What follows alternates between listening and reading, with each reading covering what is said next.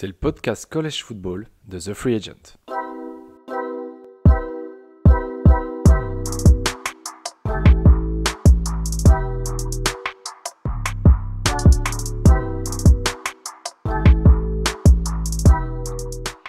Salut à tous, ici Damien et bienvenue dans l'épisode spécial National Championship des podcasts College Football sur The Free Agent. J'accueille pour discuter de ce National Championship Lucas. Salut Lucas. Salut Damien, salut à vous. Alors sans plus attendre, on va se lancer dans le décryptage de ce National Championship entre les Bulldogs de Georgia et le Crimson Tide d'Alabama. Georgia a dominé toute la saison régulière, c'était vraiment le programme de la saison régulière en college football cette année. Les Bulldogs sont tombés lors du SEC Championship contre Alabama et ils ont fait leur revanche sur la plus grande des scènes possibles. Est-ce que tu crois que Georgia va pouvoir prendre cette revanche et faire tomber Alabama? Il le faut parce que j'ai même l'impression qu'ils ont une double revanche à prendre. Il y a pas si longtemps, ils avaient également affronté Alabama en finale du championnat universitaire et qu'ils avaient perdu. Donc je pense que les Bulldogs ont gros à jouer évidemment ce soir, enfin dans la nuit de lundi à mardi.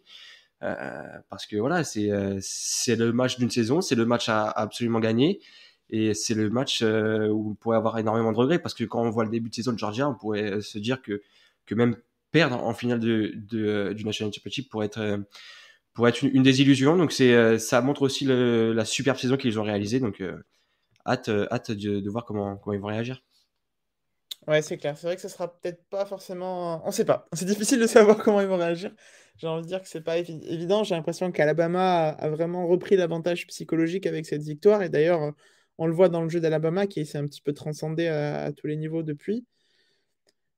La défense de Georgia reste la défense de Georgia. Elle l'a prouvé la semaine dernière en étouffant complètement, en étouffant complètement Michigan, en enlevant la grande force de Michigan cette saison, qui était le jeu de course. Est-ce qu'elle va réussir à mettre ses mains sur Bryce Young, en sachant que la ligne défensive, la ligne offensive d'Alabama a eu un petit peu des difficultés contre Cincinnati? Qu'est-ce que tu en penses? Ouais, c'est ça, ça va être intéressant. Je pense que Alabama et Georgia ont des destins croisés un petit peu sur cette fin de saison. Alabama, pardon, revient bien, tandis que Georgia, on a eu un petit trou d'air justement face au Crimson Tide. Et puis finalement, il roule complètement sur Michigan, de la tête et des épaules dans tous les compartiments du jeu, et notamment sur cette défense en fait qui m'a vraiment impressionné. Et c'est là, donc tu le disais, qu'il va falloir une nouvelle fois sortir les armes et aller au front et aller chatouiller un petit peu Bryce Young qui, tant qu'il est confortable, il n'y a pas vraiment à s'inquiéter. Ses lectures sont propres, prend pas beaucoup de risques, il fait ce qu'on lui demande, et on l'a vu face à Cincinnati où le play call de, euh, de Nick Saban, c'était vraiment très simple, très très simple, beaucoup de courses. Montrer aussi la domination physique et la physicalité de ses joueurs. Et voilà, donc on n'a pas demandé beaucoup à Bryce Young, à Bryce Young, pardon.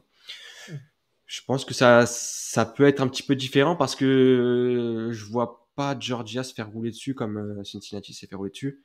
Donc voilà, évidemment. Si on annule le jeu de course et qu'on arrive à mettre la pression sur Bryce Young, on met énormément de chances de notre côté, du côté de Georgia.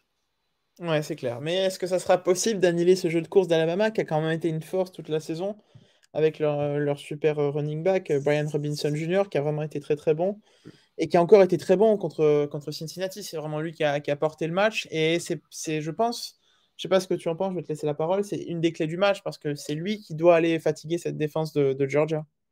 Ah, c'est ça, c'est le tempo, c'est lui qui gère vraiment le tempo du match par des courses toujours régulières entre 5 et 6 et 4 yards. Donc il domine vraiment la ligne de mêlée, la ligne de first down. Donc c'est vraiment important d'arrêter ça. Et en fait, ça va être deux duels de titans parce que des physiques énormes et des talents, des techniques énormes du côté de la ligne offensive de Bama. Mais de l'autre côté, on a des monstres, et on a notamment un Jordan Davis qui, euh, une nouvelle fois, à montrer toute l'étendue de son talent et le monstre, la machine qu'il est en fait dans cette position de defensive tackle. Et ça va être peut-être lui aussi qui va venir un petit peu venir enrayer un petit peu ce jeu à la course qui pourrait s'installer très rapidement dans le match. Donc avoir un œil sur le numéro 99 de Georgia. Ouais, c'est clair, il sort d'une saison vraiment élite, hein, il n'y a pas vraiment d'autres mots. Et c'est vraiment l'occasion pour lui de le montrer pour la plus grande des scènes. Là, vraiment, tout le monde va regarder encore plus que d'habitude. Déjà que tout le monde regarde le SEC Championship, là, c'est vraiment autre chose. C'est vrai que Bryce Young a été un petit peu embêté contre Cincinnati. Donc, il termine avec une interception. Quand même un match relativement propre. Mais bon, on a senti qu'il y avait quand même moyen d'aller un petit peu le chercher, quoi. Donc, c'est vrai que si Georgia arrive à mettre encore plus de pression, et je pense qu'ils peuvent le faire, c'est leur plus grande qualité. Il y a peut-être moyen que Bryce Young se fasse bien embêter par cette défense de Georgia. Je sais pas comment tu vois les choses à ce Ouais, niveau-là. si c'est ça, c'est vrai, je pense que tu résumes bien la chose. Bryce Young sur le match face à Cincinnati a été propre et je pense que le fait de pas avoir été en rythme, ça n'a pas joué en sa faveur et ça l'a un petit peu empêché d'évoluer dans des conditions normales, entre guillemets. Mais je trouvais qu'il était préparé, je trouvais que ses lectures étaient bonnes. Ouais. Je pense que Nick Saban lui a aussi dit, et Bill O'Brien aussi, de s'éloigner au maximum de Ahmad Gardner, le cornerback de Cincinnati, qui est une vraie menace. Et il a bien fait les choses. Sa petite interception qui vient un petit peu tâcher cette feuille de stats, mais en soi, son match est propre. Mais son match aussi, faut nuancer un peu la chose. Il n'était pas en rythme, on lui demandait pas énormément. Donc Ouais. voilà, les quarterbacks, surtout les jeunes quarterbacks, ont besoin de rythme, ont besoin d'enchaîner les passes, enchaîner les drives. Et c'est peut-être ça aussi qui a joué un petit peu en sa défaveur. En sa défaveur, pardon. En tout cas, une chose est sûre, sous pression, on l'a vu rarement. Ouais. J'ai pas souvenir d'avoir vu Bryce Young sous pression. Peut-être sur la première période face à Auburn, je me souviens d'une bonne pression qui a été mise. Sinon, ouais, et c'est peut-être là aussi où faut voir est-ce qu'il va répondre présent, est-ce qu'il va être capable, parce que c'est un, voilà, je pense qu'on n'a pas besoin de lui rappeler l'ampleur de ce match-là et la défense qu'il affronte, quoi. Ouais, c'est clair, c'est clair. Et puis après, il sort quand même d'une saison Heisman, vu qu'il a remporté le trophée. Et surtout, c'était vraiment le visage, je trouve, de la défaite de Georgia, en fait. On a l'impression que c'est Bryce Young qui a cassé Georgia. Donc c'est vrai que ça aussi, c'est peut-être quelque chose qui peut jouer dans sa tête. Ouais, concrètement, il a déjà gagné contre Georgia, donc il sait quoi faire, il sait qu'il a les capacités de le faire. Donc je pense que sa motivation doit être, enfin, sa confiance en lui doit être vraiment très élevée avant ce match, et il y a toutes les raisons qu'elle le soit.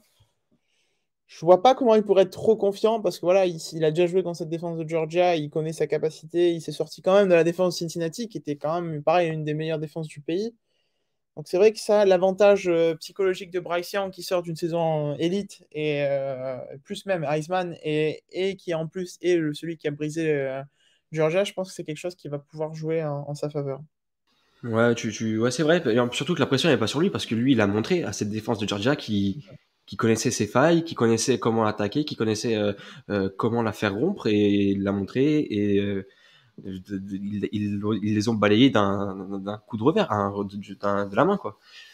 Donc, je pense que la pression, elle est plus sur la défense de Georgia qui va devoir vraiment step up sur ces petits points-là, notamment sur les cornerbacks qui avaient pris l'eau de toutes parts face au corps de receveur de Alabama au SEC Championship.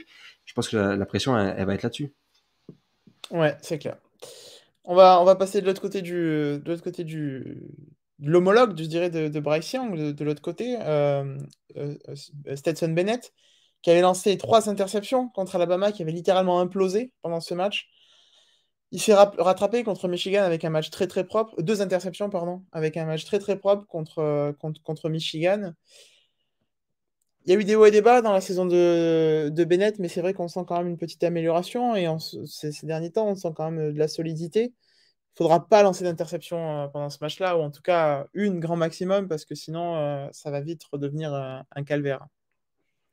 Ouais, c'est ça. Et en plus d'avoir été propre face à Michigan, il a été très surprenant et je m'attendais pas à le voir dans un registre pareil. Je crois que sur la première période, il est déjà à plus de 230 yards, Mhm. quasiment très peu de passes incomplètes. Donc il m'a vraiment surpris. Je l'attendais pas à ce niveau-là et dans ce registre-là.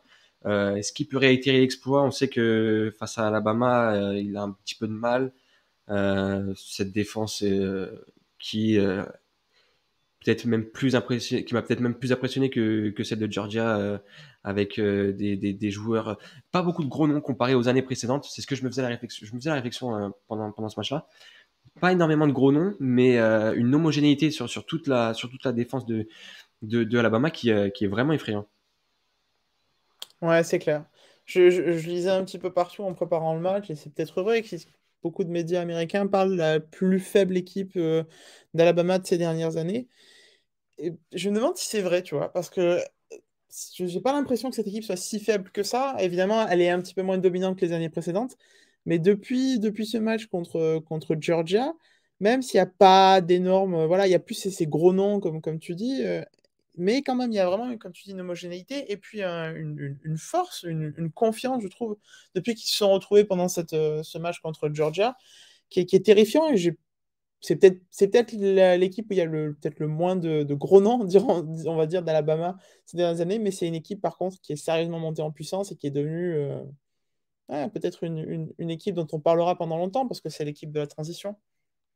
Bah, ce qui est assez incroyable, c'est qu'on parle d'une équipe d'Alabama un petit peu moins bonne, un petit peu moins talentueuse, etc., etc. Mais au final, les résultats sont là. Ils sont en finale du National Championship encore une fois.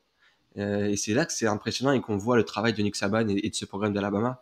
Euh, on ne le surnomme pas l'Empire pour rien. C'est vraiment un empire. Ils ont une telle qualité, une telle rigueur, une telle... ouais, tout simplement, ils sont réguliers et ils seront toujours là dans le paysage football, j'ai l'impression. Et même avec peut-être, oui, comme on le dit, une équipe un petit peu en dessous de ce qu'on a connu les saisons précédentes, et ben, elle arrive dans ce match-là avec peut-être le statut de favori, à mon sens. Donc c'est vraiment, vraiment impressionnant quand même. Ouais, c'est clair, ils ont été un petit peu underdog pendant toute la saison. Ils ont renversé ça très rapidement contre Georgia et vraiment de façon très, très visible, si je puis dire. Il n'y avait vraiment plus de doute. C'est vrai que ce rôle d'underdog un petit peu va pas trop à Alabama, mais ils l'ont porté un petit peu cette saison. C'est vrai qu'on en a souvent parlé en disant, mais cette équipe d'Alabama est moins impressionnante que d'habitude et tout ça. Et c'est vrai que maintenant, c'est difficile de parler d'Alabama, je pense, comme une équipe moins impressionnante parce que elle est montée en puissance, même si, voilà. Peut-être qu'il va falloir être un peu plus solide au niveau de la ligne offensive, je pense, contre Georgia que cela a été contre Cincinnati. Parce que, en tout cas, je parle de la protection de la passe, je ne parle pas évidemment de la course. Mais en tout cas, oui, il va falloir essayer de protéger un petit peu mieux Bryce Young. Parce que là, si la protection a été, je dirais, moyenne contre Cincinnati, s'il a le même genre de protection contre Georgia, il risque de passer une très mauvaise soirée, Bryce Young. Ouais, ouais, c'est vrai. Et puis surtout, ce qu'il va falloir faire attention, c'est l'intérieur de la ligne offensive. Donc quand je parle d'intérieur, je parle du centre et des deux gardes, qui c'est peut-être eux le talon d'Achille de cette ligne offensive, parce que les tackles font un job exceptionnel et seront sûrement très très sûrement draftés très très haut Mhm. pour la prochaine draft. Mais et ce qui m'inquiète un petit peu, c'est que c'est là où Jordan Davis est le plus souvent sur l'intérieur de cette ligne, face à l'intérieur de cette ligne offensive. Donc le duel va être vraiment impressionnant. Sûrement double teamé sur pas mal de snaps, donc des espaces qui se créent sur les extérieurs. Donc là, il y aura vraiment un match-up euh, qu'il faudra ouais, regarder et voir l'évolution tout au long de cette rencontre. Tu sais, je me demandais, est-ce qu'on a vraiment vu Alabama contre Cincinnati? Parce que le match, j'ai l'impression, leur a jamais vraiment échappé des mains. Il n'y a pas trop eu de difficultés pour Alabama. Est-ce qu'on a vraiment vu cette équipe à 100% de ses capacités pendant ce match-là? Et est-ce qu'il n'y a pas eu peut-être... Est-ce qu'on va pas avoir encore plus pendant ce National Championship? Non, pour moi, Nick Saban a vraiment fait le strict nécessaire pour remporter ce match-là. Mhm. Son play call était d'une simplicité étonnante. Je pense que c'était vraiment sans discréditer Cincinnati, mais une leçon un petit peu de Mhm. football, parce que il a été, enfin voilà, Cincinnati n'a jamais vraiment existé dans ce match, alors que Alabama était peut-être à 65% de ses capacités. Ouais. Ouais, donc c'est impressionnant. Et pour moi, on n'a pas vu du tout, du tout, du tout on verra pas du tout le même Alabama qu'on a vu face à Cincinnati qu'on verra face à Georgia. Offensivement, en tout cas, parce que défensivement, ils ont eu un standing et une régularité du premier snap au dernier snap de la rencontre, et ça a été franchement vraiment plaisant à voir évoluer cette défense de Alabama. Ouais, défensivement, je pense qu'il n'y a rien à dire, quoi. Ils ont vraiment étouffé le match rapidement. Et comme Georgia, au final, un petit peu, hein, il n'y a pas eu... Même si, bon, voilà, le match-up était peut-être un petit peu plus équilibré. Et c'est vrai que ça pose vraiment la question là, pour Cincinnati. C'est un petit peu difficile de parler de tout ça alors qu'on a pleuré pendant, pendant des mois pour qu'ils soient en playoff. C'est vrai que quand on les voit faire une prestation comme ça contre Alabama ou qu'ils sont clairement pas au niveau, ouais, ça fait un petit peu peur quand même parce que cette équipe de Cincinnati n'a pas vraiment affiché ce niveau-là. Et pourtant, ils avaient fait jeu égal avec Georgia l'an dernier. Mais là, Alabama, sans être à 100%, comme tu l'as dit, il a vraiment marché dessus. Mais c'est même pas marché dessus, quoi. Il n'y a juste pas eu de rencontre, en fait. C'est ça qui est un petit peu triste. Ils ont été en contrôle sans aucun souci tout le long. Et bon, oui, chapeau à Alabama, évidemment, mais c'est vrai que c'est un petit peu difficile de voir Cincinnati dans cette situation-là, quoi. Ouais, non, mais c'est clair. C'est clair. C'est ce que je disais au preview de ces demi-finales de playoff. Je pense que la majorité de la communauté college football française et peut-être même internationale étaient tous derrière Cincinnati depuis 2 ans au moins, et espéraient les voir en playoff. On les a vus et on s'est simplement rendu compte de la différence entre une équipe du Power 5 et une équipe du Group of 5. Ouais. On voyait la physicalité, la justesse du play call, etc. Et c'est là que c'est. Bon, après, c'était Alabama. Peut-être que face à une autre équipe, ça aurait été peut-être différent, parce qu'on les a vus très bien manœuvrer face à Notre-Dame durant la saison. Donc voilà, faut voir. Faut voir par la suite ce que ça va donner. Ouais, c'est clair. On va revenir un petit peu sur Nick Saban, puisque bon, le National Championship, c'est un petit peu sa spécialité, vu qu'Alabama les a presque tous remportés. Il en a perdu deux contre Clemson, un contre le Clemson de Deshaun Watson et l'autre contre le Clemson de Trevor Lawrence. Ça va être, je sais pas ce que tu en penses, mais voilà, l'expérience de Nick Saban et sa capacité à gérer ce type de grand match, ça va être quand même peut-être même la plus grande force d'Alabama dans cette rencontre. C'est ça l'expérience, parce que surtout que Georgia, même en sortant du contexte du National Championship, Alabama a toujours eu du mal face à Georgia, pardon, a toujours eu du mal face à Ouais. Alabama. Donc Mhm. c'est là que Nick Saban aussi a, je pense, une emprise sur cette rencontre et sur ce tête-à-tête avec les Bulldogs. Je pense qu'il faudrait qu'on ait un Georgia un peu plus conquérant et qui nous surprenne et qui surprenne aussi Nick Saban. Je parle par là de avoir un action un peu plus aérien dans ces séries offensives, parce que rester sur ses bases, on sait que Nick Saban les a contrés enfin cette année déjà et par les années Mhm. précédentes. Donc pourquoi pas avoir un aspect un peu plus aérien avec beaucoup plus de passes. Et Stenson Bennett, c'est compliqué aussi de lui demander ça, parce que il est peut-être pas capable, il a peut-être pas les épaules pour mener à bien ces séries offensives très aériennes dont je veux parler. Mais il faudra quelque chose d'autre. Voilà, il faudra pas uniquement se reposer sur ce jeu à la course, sur ce trio de running back, parce que ça marche pas, et que ça serait dommage de réessayer ce qui n'a pas marché par le passé, et une nouvelle fois euh, se retrouver voilà, à avoir des regrets après le match.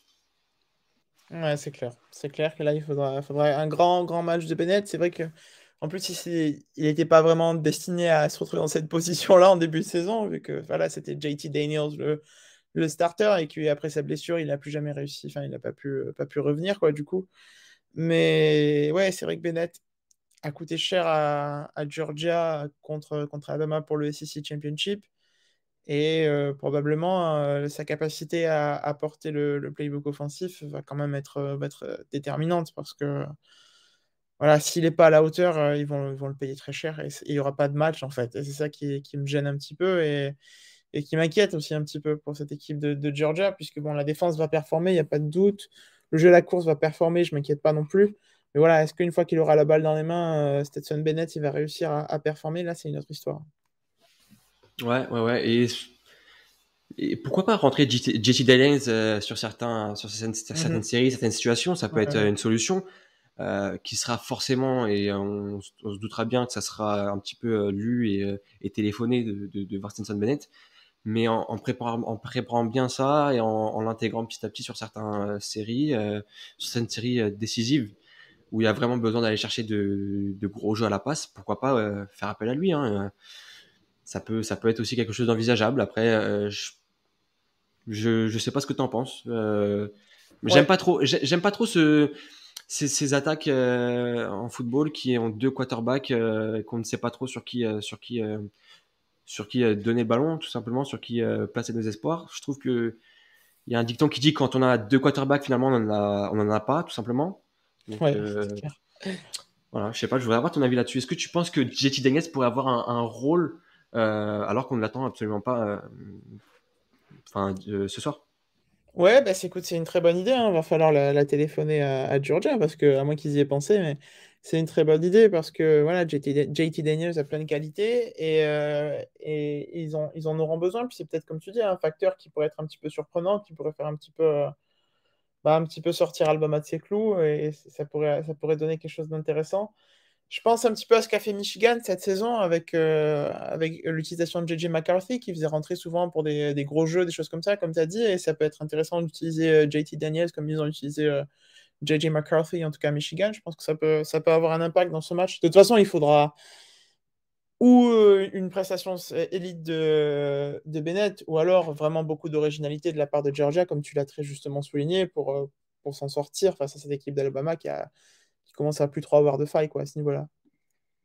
Ouais, c'est ça, et c'est peut-être le fait de, bah en fait, on les attend pas du tout là, de mettre JT Daniels Mhm. là, et c'est peut-être là qu'on va surprendre Alabama parce que je vois pas des trick plays, c'est bien beau, ça passe une fois, deux fois, mais finalement Ouais. on peut pas non plus se reposer sur ça, on peut pas non plus se reposer sur des big plays de 60, 50 yards. C'est pas comme ça qu'on construit un plan de jeu offensif.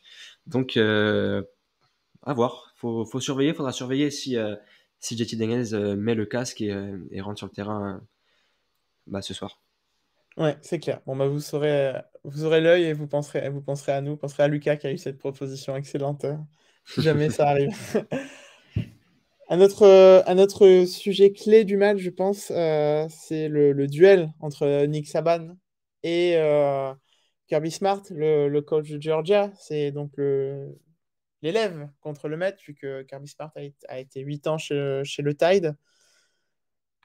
C'est vrai qu'en général, les anciens coordinateurs et les anciens membres d'Alabama ont un petit peu de mal contre Nick Saban. Il a pas trop de soucis dans cette Ouais, situation-là. ouais. Mais là, on verra. C'est peut-être l'occasion parfaite pour lui de se venger, même si voilà, c'est quand même entre Georgia qui n'arrive pas contre Alabama et les anciens membres du staff de Nick Saban qui Il n'arrivent y a pas rien, contre c'est dans les ça. rematchs, voilà. C'est compliqué, c'est compliqué. Ouais. Ouais, et puis il y a pas mal de stats qui sortent à chaque fois que Nick Saban Mhm. affronte un de ses anciens coordinateurs qui sont, la majorité sont en SEC. C'est pour montrer aussi Ouais. l'école Nick Saban et l'arbre absolument fou, l'arbre des coachs qu'il a créé un petit peu partout, à la manière d'un Bill Belichick, avec beaucoup de ses anciens assistants qui prennent des postes très importants. Et donc ça montre aussi voilà l'école Alabama et ça montre aussi la rigueur de ce programme. Et là, si on regarde un petit peu le bilan de Saban face à ses anciens membres de staff, et ben c'est gros désavantage pour Kirby Smart là. Mhm. Parce que voilà, en général, Saban c'est tout avant tout le monde, c'est ce qui va se passer, c'est un cerveau sur pattes et donc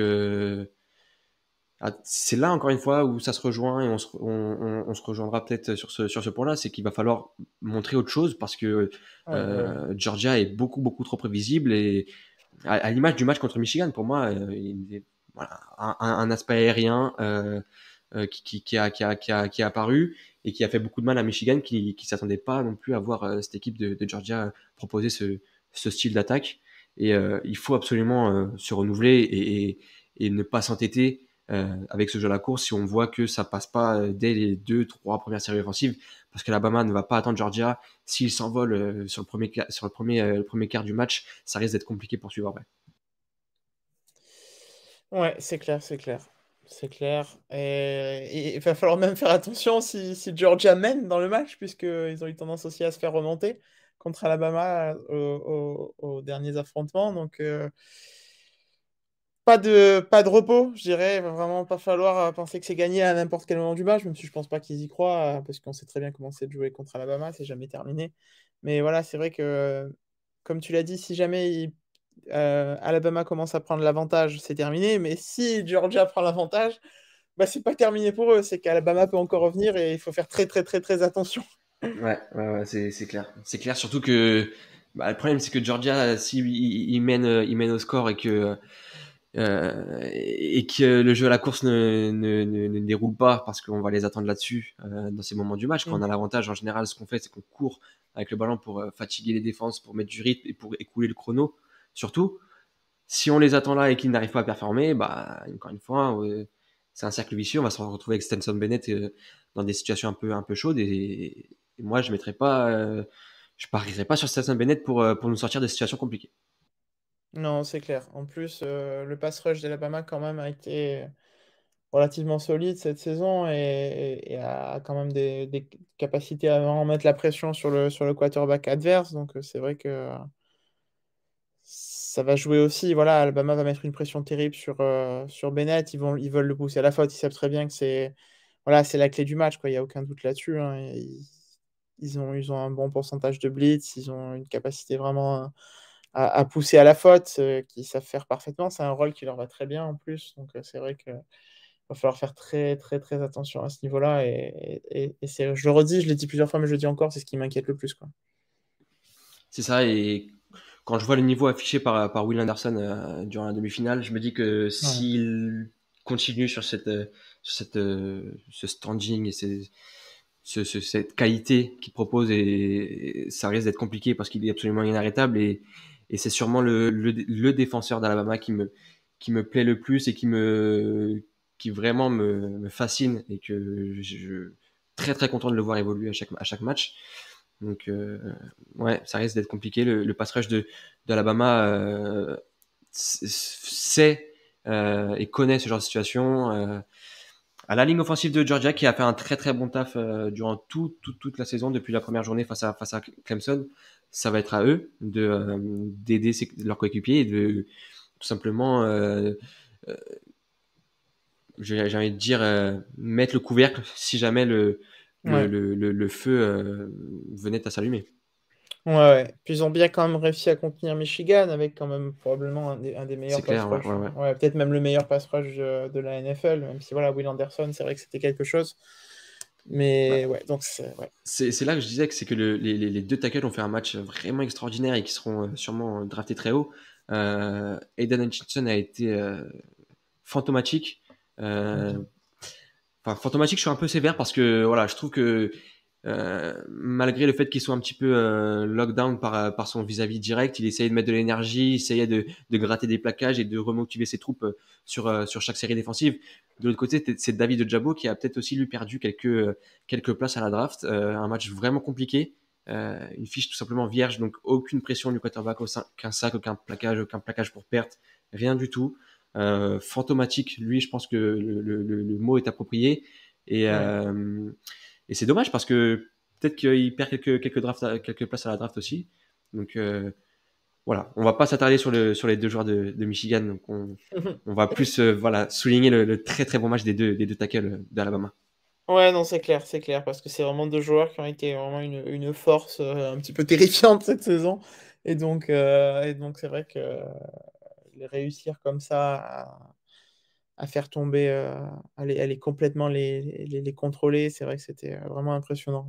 Ça m'a vraiment, vraiment beaucoup impressionné. Un petit pronostic pour ce match, Lucas? Un pronostic. Allez, je vais dire un 30-17 Alabama. Je vais partir sur un 21-17 Georgia. Georgia. Georgia. T'as confiance en Ouais, Georgia? j'ai confiance en Georgia. Non, c'est intéressant, c'est intéressant. Ouais, j'ai confiance en Georgia et ouais. Du coup, tu vois un excellent match de la défense de Georgia qui montre un tout autre visage qu'ils ont montré au SEC Championship. Ouais.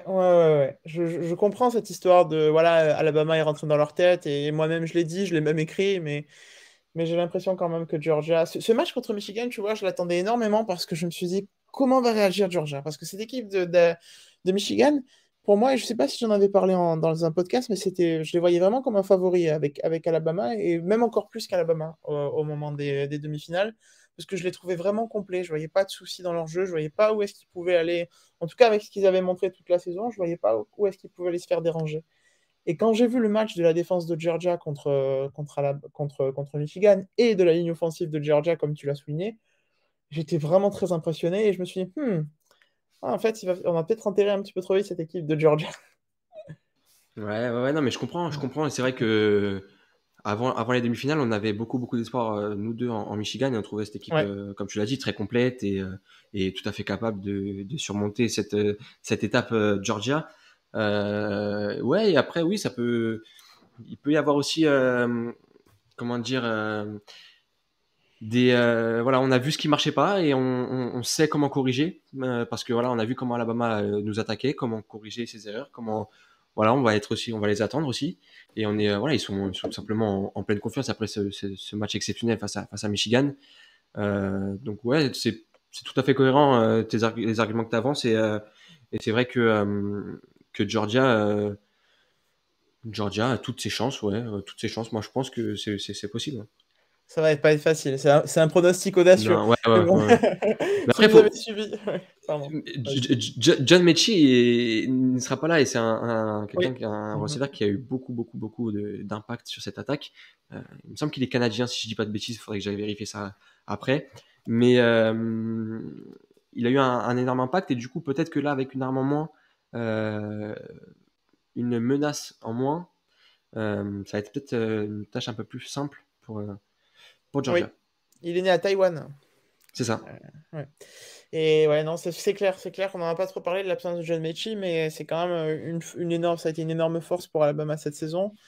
Et c'est pas plus mal qu'il soit pas là pour Georgia, parce que ils ont déjà un corps de receveurs, je trouve, qui est très difficile à contrôler. C'est vrai qu'on parle beaucoup de Bryce Young et même du running back, Robinson Jr., mais c'est vrai que le corps de receveurs d'Alabama a vraiment été intéressant. Pareil, voilà, il n'y a pas de Devonta Smith, il n'y a pas de Jalen Waddle, il y aura peut-être le futur Jalen Waddle, Devonta Smith, c'est pas ça la question, mais il y a pas comme d'habitude, je trouve, cette espèce de comment dire, cette mania médiatique autour du corps de receveurs d'Alabama, et même autour d'Alabama en général, parce que Bryce Young, je n'ai pas l'impression qu'il ait eu une mania médiatique autour de lui, même un peu après la victoire contre Georgia, mais je trouve que c'est incomparable avec les années précédentes. Je ne sais pas ce que tu penses de cette espèce de mania médiatique autour d'Alabama, qui a, je trouve, un peu moins cette année, et c'est pas plus mal. Ouais, non, mais c'est vrai, il y a pas un Julio Jones, il y a pas un Calvin Ridley, il y a pas tout ça qui, par le passé, concentrait vraiment beaucoup les médias et les projecteurs.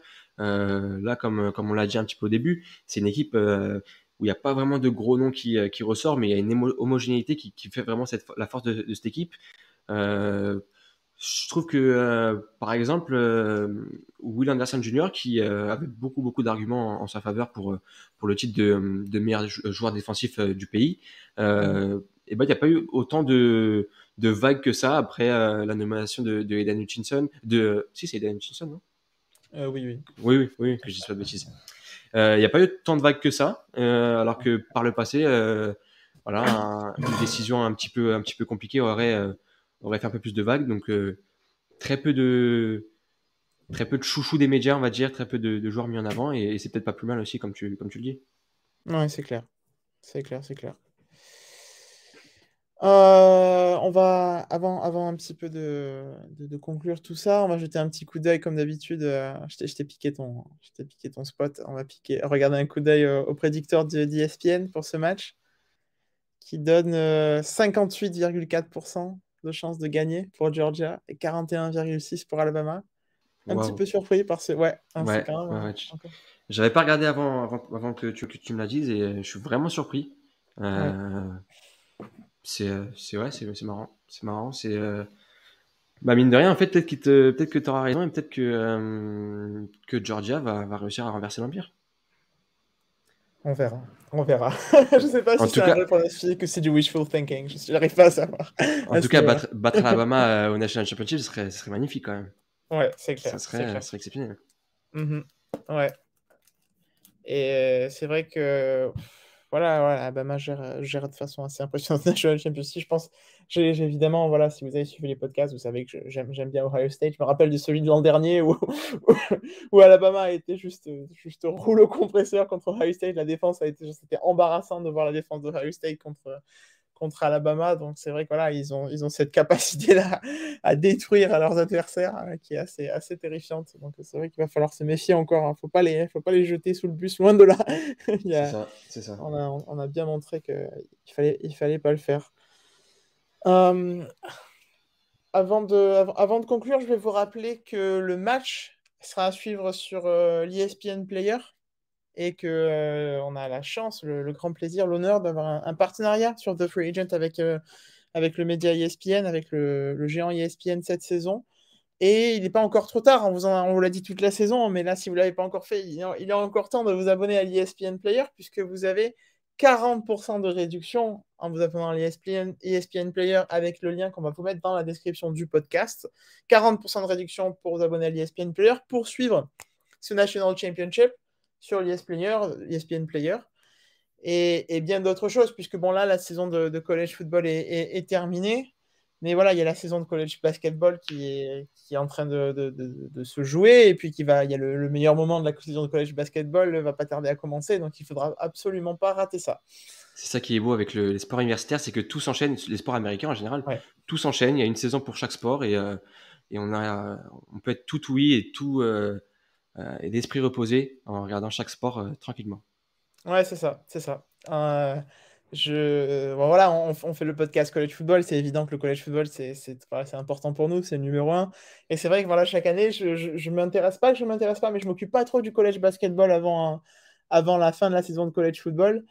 Et parce que bon, il y a tellement de choses à faire et tellement de travail avec le college football que C'est je ça. pense que c'est pas possible, absolument pas possible. Ça et le reste, quoi. Mais voilà, ça, si on veut bien faire le college football, genre, c'est absolument impossible.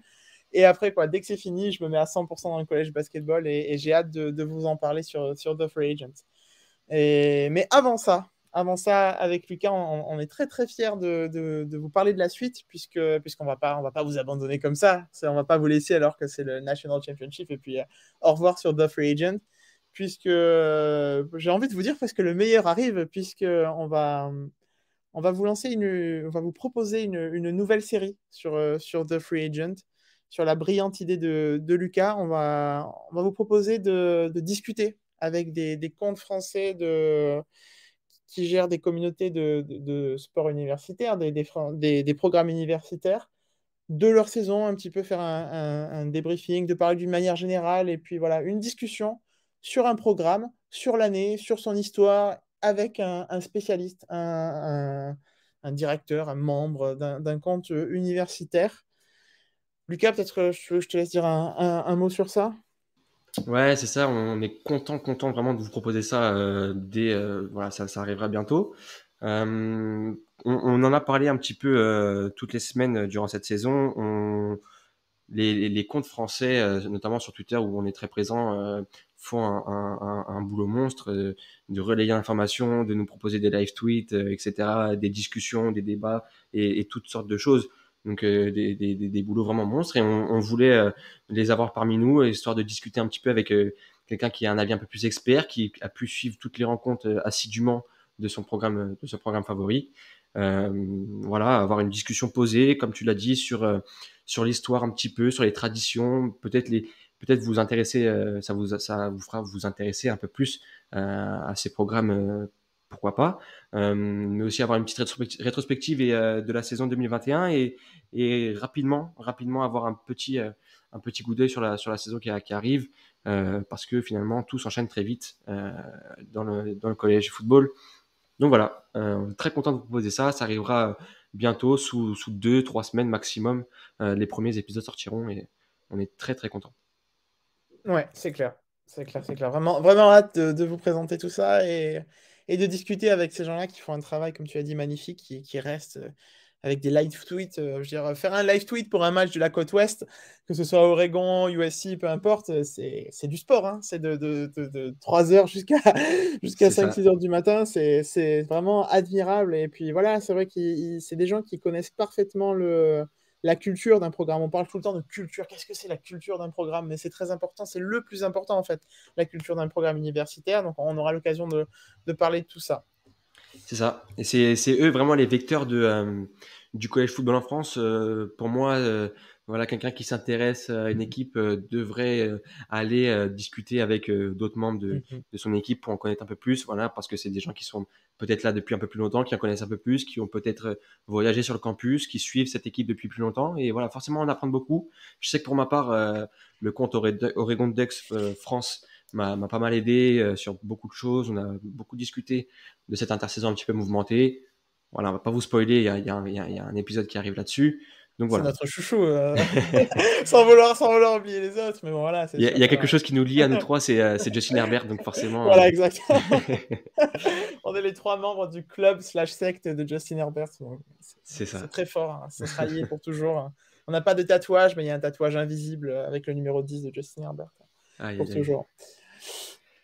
On va se dire à bientôt, à très bientôt. Là, j'espère qu'on vous a donné envie de nous retrouver très bientôt sur les podcasts de The Free Agent. Lucas, merci beaucoup pour cette saison. Je presque pas les mots pour te remercier pour tout ce que tu as apporté dans ce podcast. C'était vraiment un énorme plaisir de partager ça avec toi. Merci à toi, Damien. C'est vrai, plaisir partagé. On a commencé sur un coup de tête et puis finalement, on a fait nos petites routes tranquillement et il y avait aussi notre petit rendez-vous hebdomadaire. Et je remercie aussi les auditeurs qui ont été là assidus tout au long de la saison. Ne quittez pas tout de suite, il y a du très très très beau contenu qui arrive, la petite série qu'on vous a parlé, la draft évidemment qui arrive. Donc voilà, la saison s'arrête, mais le college football ne s'arrête pas. Non, ça s'arrête jamais. De toute façon, rien ne s'arrête sur The Free Agent. On est tout le temps en train de travailler. Je tiens aussi à remercier Franck, qui est aussi qui a été avec nous plusieurs fois pendant le podcast, qui a beaucoup à apporter, qui est vraiment un passionné, un spécialiste de college football et qui gère le groupe NCAA France sur Facebook. Donc, je vous invite à regarder ça. Merci à tous du fond du cœur de nous avoir écoutés pendant cette saison, puisque vraiment, ça nous a énormément fait plaisir et énormément motivé de savoir que autant de personnes s'intéressaient à ce qu'on avait à dire sur le college football, qui est quelque chose qui nous passionne énormément. N'oubliez pas, The Free Agent, c'est sur tous les réseaux sociaux, Facebook, Instagram, Twitter, TikTok, et aussi sur Twitch, la chaîne Twitch de The Free Agent. C'est vraiment quelque chose que vous voulez aller voir à 100%, puisque c'est là où il y a tous nos lives, les lives NFL, le tailgate, le live NBA, le step back, le live NHL, le cross-check, et bientôt aussi des lives MLB avec la saison quand elle reprendra, si elle reprendra. Et ça, c'est une autre histoire. Et aussi les conseils en paris sportif avec Money Time. Vraiment, suivez ça à 100%. C'est vraiment... Et les streams de jeux vidéo sur Madden 22 sur PS5. Donc vraiment, vous voulez aller sur cette chaîne Twitch. Et si vous ne l'avez pas encore fait, vraiment, je vous invite à le faire. Tapez The Free Agent sur Twitch et vous trouverez vraiment très, très, très facilement. Merci à tous. À très bientôt. Et un très bon National Championship à vous tous. Salut! Salut!